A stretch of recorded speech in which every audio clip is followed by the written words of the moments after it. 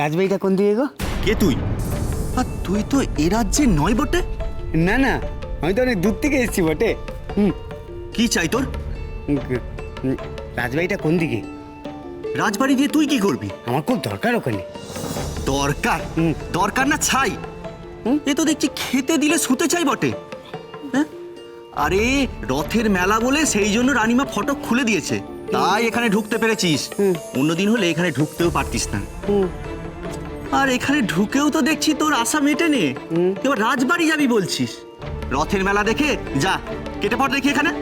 আর কি কইতেছো তুমি? আমি এই শোনো না, ও সেপাই, ও সে লাগতে কবি কি করবো এখন?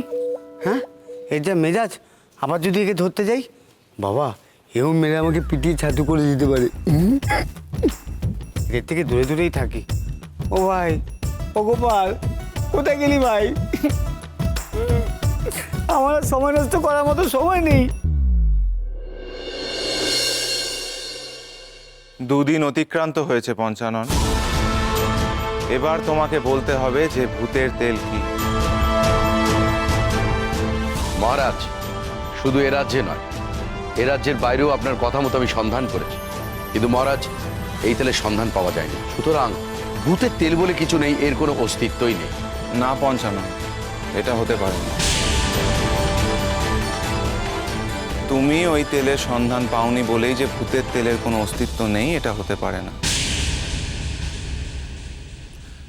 তার মানে এটাই দাঁড়াচ্ছে যে পঞ্চানন ভূতের তেল খুঁজতে অপারগ।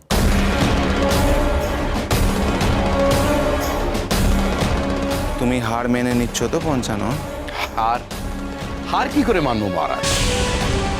হার তো তখনই মানবো যখন ভূতের তেলের সন্ধান অন্য কেউ দিতে পারবে। আর আপনি তো বলেছিলেন যে যদি আমি ভূতের তেলের সন্ধান না দিতে পারি, তাহলে গোপাল ভূতের তেলের সন্ধান দেবে।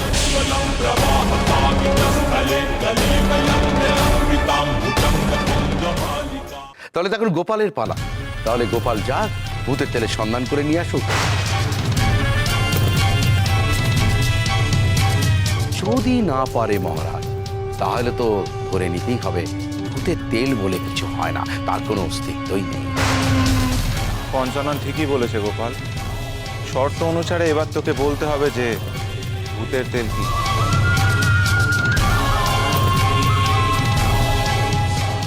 এই মরেছে, সেই ঘুরে ফিরে আমার গাড়ি এসে পড়লো।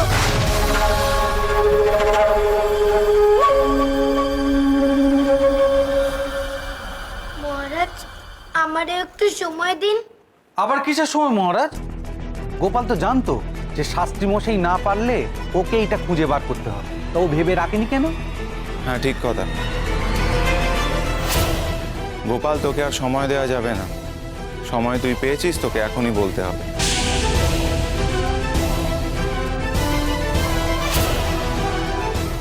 দেখলে কুমড়ো, রসপুঞ্জটা কেমন বদমাস। তাই তো দেখতেছি, কিন্তু কিছুই তো এখন মাথায় আসতেছে না। তুই কি করে জানবি ভূতের তেলের কথা? এই জন্যই ঠাকুর মশাই তোরে কইছিল তোর ভূত ভবিষ্যৎ সব অন্ধকার। ওরে ভূত মানে অতীত, যা হয়ে গেছে সেটা, আর বর্তমান মানে যা ঘটছে। এই যেমন আমরা এখন বসে কথা বলছি সেটা, আর ভবিষ্যৎ হলো যা এখনো ঘটেনি। গোপালের ভূত ভবিষ্যৎ বর্তমান সব অন্ধকার বলে কুলগুরু বোঝাতে চেয়েছেন যে গোপালের দ্বারা কিচ্ছু হবে না। রানীমা, আপনার উপকারে আমি জীবনে বলবো না। মহারাজ আর কত সময় দেবেন গোপালকে?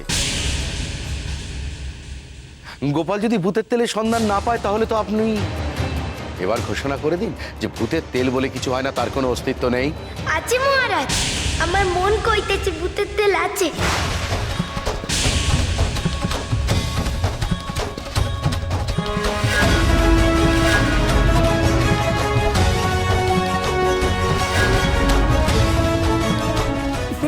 গোপাল ভাই আমার, এখন তোকে আমি কোথায় খুঁজি? মরতে তুই কেন এখানে এলি? এখানে সবাই যুদ্ধ করতেছে। এই গোপাল, ছেলেটা বসে বসে কাঁদছে কেন? তোরা কি মেরেছিস নাকি? ব্যাপারটা দেখতে হয় তো। আচ্ছা না, এই বাপরে, কি ভয়ঙ্কর চেহারা! মারবে নাকি আমাকে? শোনো, আমার মেরো না, আমি কিছু করিনি। এই, আমি তোকে মেরেছি নাকি? তুই কাঁদছিস কেন? বল বল আমাকে। আমার নাম গোপীচরণ, আমার বাবার নাম রতনচরণ। গোপাল আমার বন্ধু, ওকে আমি খুঁজতেছি। গোপাল? গোপাল। তুই গোপালকে খুঁজছিস বটে? তুমি গোপালকে চেনো? সে তো খুব ভালো ছেলে বটে। হ্যাঁ, সে আমাদের রাজ্যের অনেক উপকার করছে।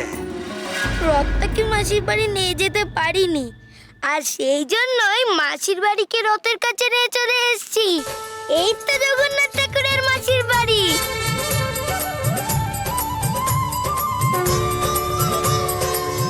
সত্যি তো, রথের সামনেই যদি মাসির বাড়ি হয় তাহলে তো কোনো সমস্যাই রইল না, সব নিয়ম মিলে গেল। আমি খুশি হয়েছি গোপাল, আমি অত্যন্ত খুশি। আচ্ছা শোনো নে, আমি কইতেছি কি, সে কি পঞ্চানন রসশাস্ত্রীরে হারিয়ে দিয়েছে? না গো, এখনো তো সেই লড়াই হয় নাই গো।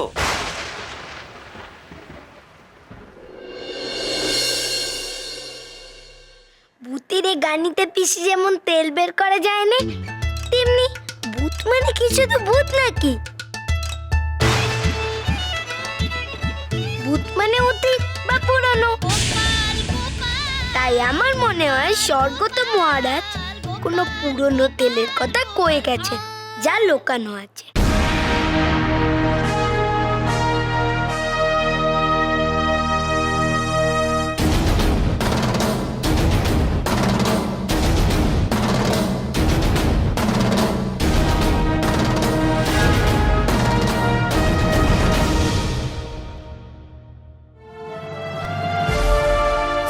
এটা কি মা? জানি না গোপাল, শুধু তোমার বাবা আমাকে এটা দিয়েছিলেন, বলেছিলেন আমার মৃত্যুর পরে এই নকশাটা গোপালকে দিও। এটার মধ্যে নাকি অনেক পুরানো আর মূল্যবান কিছু সন্ধান আছে।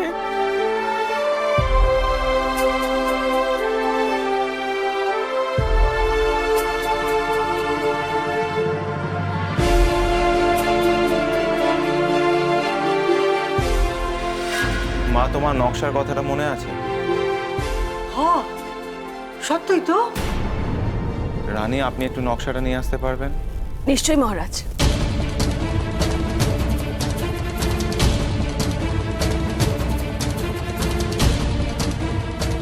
কিসের নকশা মহারাজ? বাবার মৃত্যুর পর মা আমাকে একটি নকশা দিয়েছিলেন, আর সেই নকশাতে কিছু বিশেষ জায়গায় লাল রং দিয়ে চিহ্নিত করা ছিল। আর বাবা আমাকে বলেছিলেন যে ওই নকশায় কিছু মূল্যবান জিনিসের সন্ধান পাওয়া যাবে। হতে পারে হয়তো ভূতের তেলের সন্ধান ওই নকশাতেই আছে। এ তো ভারী অন্যায় মহারাজ, আপনি তো আগে আমাকে এই নকশার কথা বলেননি। সে তো ভূত মানে অতীত, তুমিও আমাকে মনে করাওনি। গোপাল না বললে তো আমার মনে পড়তো না পঞ্চানন।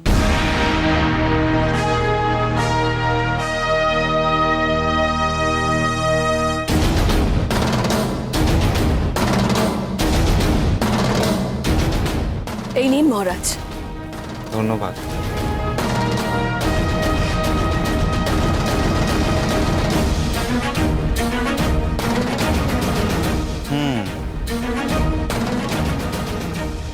এই চিহ্নিত অংশগুলো খুব একটা দূরের নয়।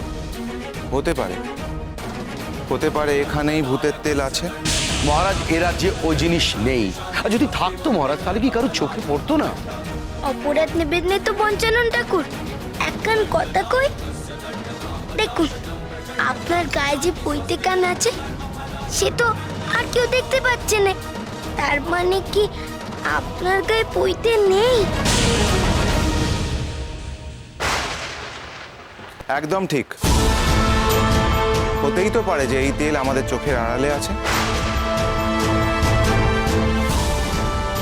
হ্যাঁ মহারাজ, এই ভূতের তেল জিনিসটা যদি খুব মূল্যবান একটা জিনিস হয় তাহলে মাটির নিচে লুকিয়ে রাখাটাই স্বাভাবিক।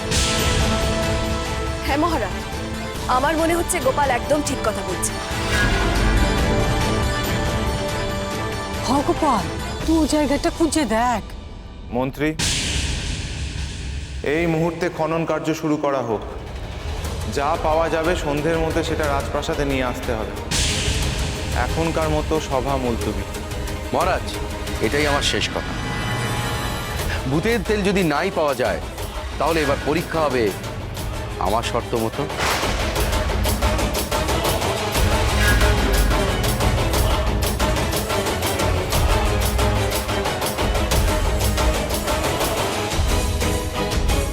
ঠাকুর আর মোটে দুটি পেশ না, ব্যাস। ঠিক আছে, কর কর, তাড়াতাড়ি কর। আচ্ছা ঠাকুর, অত কিম মানে কি? তারপর আর এই কথাটা অহম নো জনামি, এর মানে কি?